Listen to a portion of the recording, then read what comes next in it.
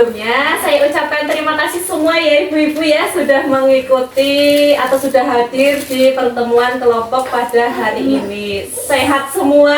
Alhamdulillah sehat. Semangat semua? Semangat. Sebelum saya jelaskan lebih lanjut terkait modul pengasuhan dan pendidikan anak untuk untuk kita agar lebih semangat dan juga lebih fokus. Nanti ketika saya bilang pagi, nah nanti ibu-ibu bisa bertepuk tangan sekali, gitu ya. Kalau saya bilang siang, tepuk tangannya 2 kali. Ya, terus kalau saya bilang malam, tepuk tangannya setengah. Kalau setengah seperti apa? Ya, seperti itu. Seperti ini ya. Nah, bisa semua mengikuti? Ya, kita coba ya. Pagi, ya, siang, malam. Nah, belum fokus ya. Nah, kita coba nih sekali lagi ya, atau 2 kali lagi lah. Ya, siang, ya, malam. Belum fokus ya. Kita ulangi sampai fokus ya. Pagi, malam.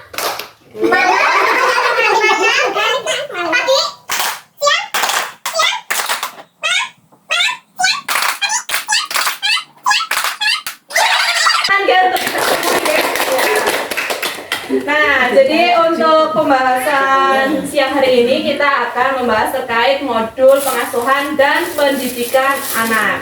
Nah, sebelumnya yang akan kita bahas adalah manfaat mengikuti kegiatan pendidikan anak usia dini.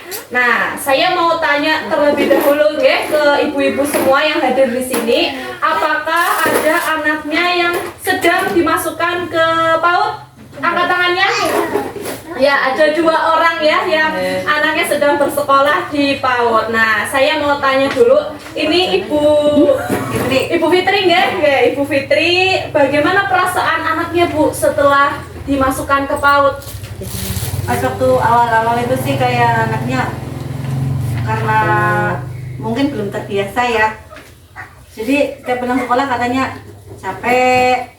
Terus pas pagi-pagi mau berangkat lagi agak susah. Belum mau, aku nggak mau sekolah. Awal-awalnya seperti itu. Tapi lama-lama kan ya kita pelan-pelan lah ya, kita bujuk mereka biar berangkat paginya. Tapi setelah terbiasa sekitar 2 mingguan itu sudah happy. Iya, pulang sekolah senang, sudah senang. Terus kayak kalau bangun sudah semangat. Iya, sudah tahu kalau dia mau sekolah. Terus bagaimana perasaan Ibu setelah anaknya dimasukkan ke PAUD? Ya sangat membantu dari saya pribadi, karena saya kan kesehariannya ya Ajar, iya apa ya?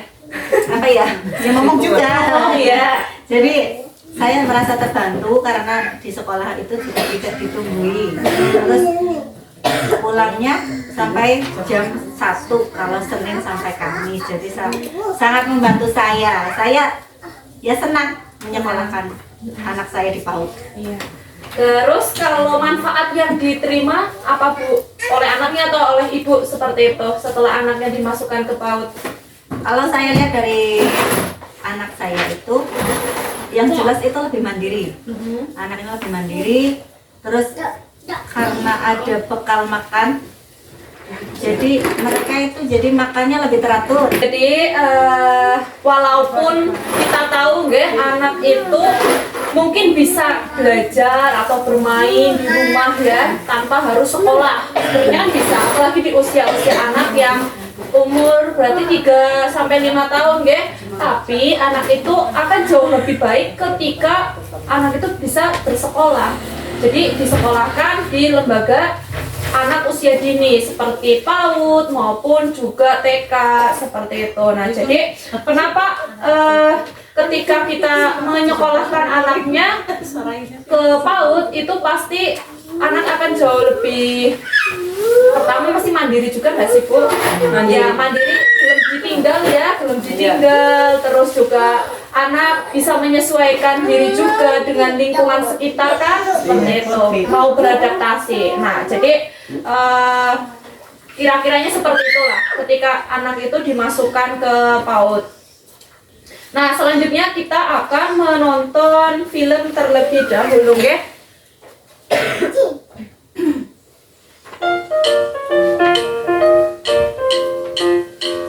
Sudah ditonton bersama, ya, Bung, ya? Video atau film tadi. Nah, di sini ada 2 lembaga pendidikan. Menurut jenengan, baiknya yang menggunakan seragam atau yang tidak menggunakan seragam? Seragam. Kenapa?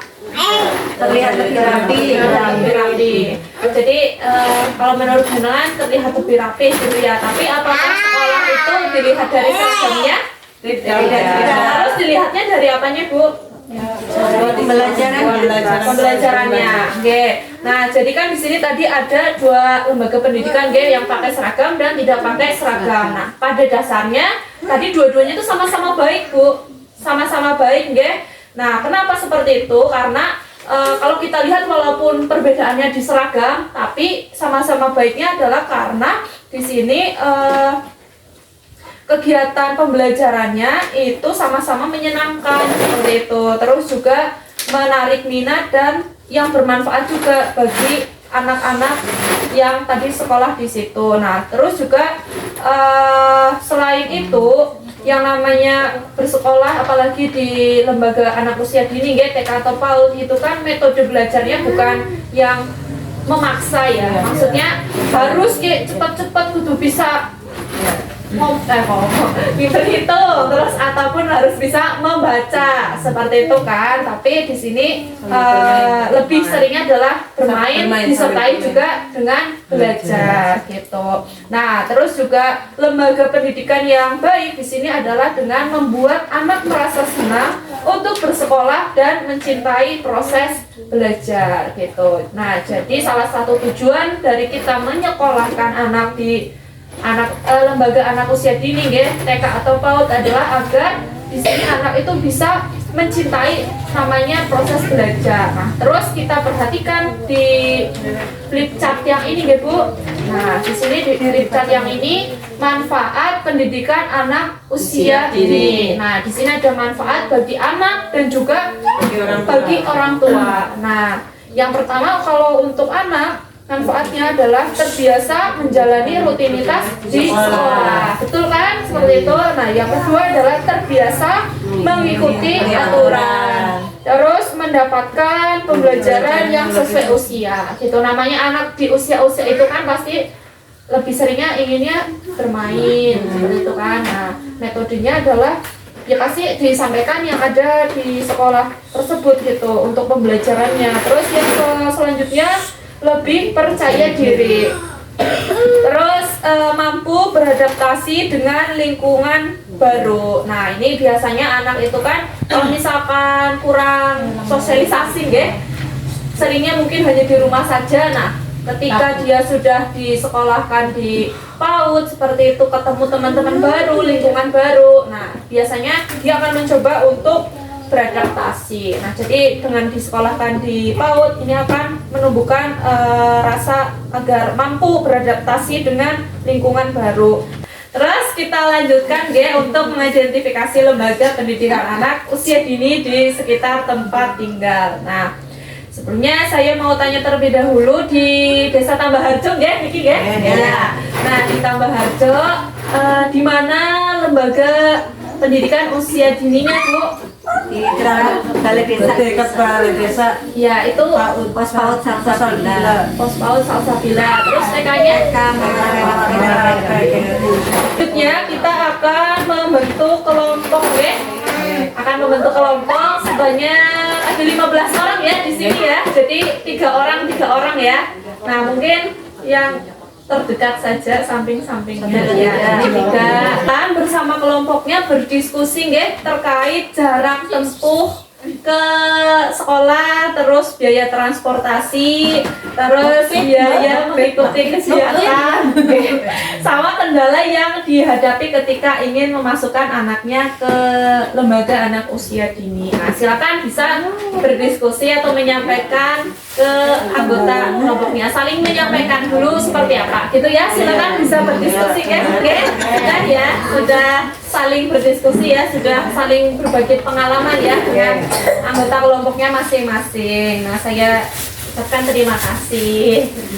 Nah, jadi selama anaknya disekolahkan seperti itu guys di lembaga PAUD ataupun di TK, apakah kendala yang benar-benar menjadi apa ya, yang jenengan ini kan kendalakan gitu Ya, Kalau terkait apa yang dikendalakan? kalau misalnya saya pernah di di PAUD ITE Alamaya, Iya. kendalanya ke uang, Mbak. Uang. Iya. Jadi yang terkait biaya nggih. Iya. Ini siapa yang terkendala biaya pada saat Saya mayoritas seperti itu? Iya, soalnya ya itu bisa 2 kali lipat lebih dari PAUD Iya. desa. Ya. yang bukan ITE.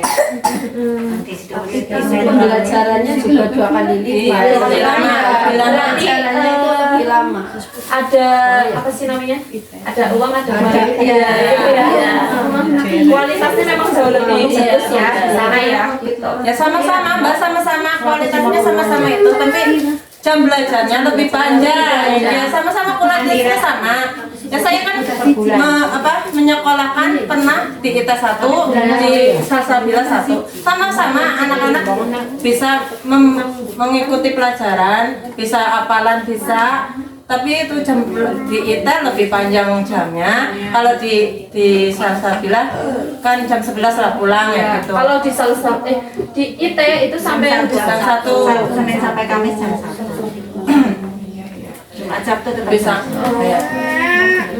Nah, jadi kalau misalkan terkendala biaya, terkendala biaya di sini salah satu cara untuk mengatasinya adalah dengan mengurangi atau menghilangkan kebiasaan jajan anak sehari-hari. Nah, jadi teman ya. Bukan mengurangi sih, tapi mengurangi. Jadi mungkin yang biasanya jajannya 10.000 ya anaknya ya dikurangi lah, misal jadi 5.000 seperti itu. Nah, 5.000-nya nanti ditabung untuk biaya biaya untuk membayar biaya sekolah anaknya untuk setiap bulannya misal seperti itu. Jadi selain seperti itu juga menumbuhkan rasa anak itu agar mau berhemat ya, Iya, terbiasa. Bisa kalau sudah terbiasa ya akan di PAUD juga dikatakan ada menabung juga. menabung juga. Iya. Nah, itu.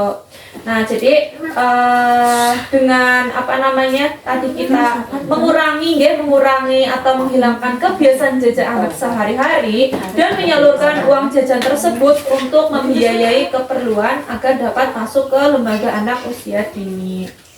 Terus juga dari anak-anaknya juga akan lebih banyak belajar cara berhemat atau mengelola keuangan juga seperti itu, okay?